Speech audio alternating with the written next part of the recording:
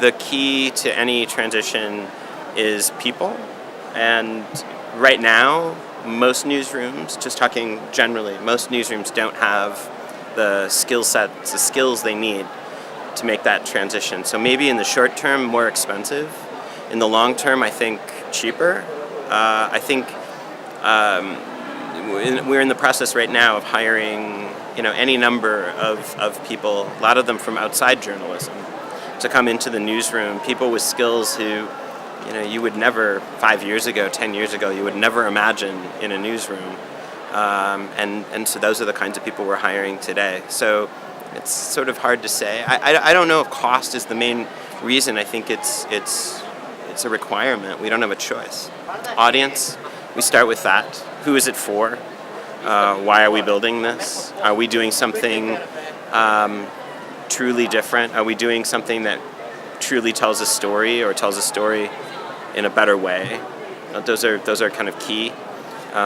We look at the difficulty, and is it a big project or a medium-sized or small project? And of course, is it worth the resource to do?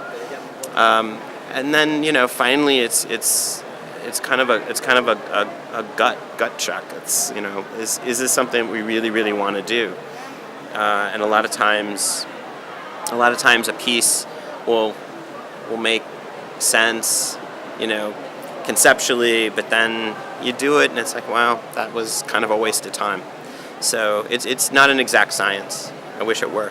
I think collaboration is certainly more important now than it ever has been, and I do think that competition in some ways remains and will always remain key to what newspapers or newsrooms are about. You have to be intensely competitive.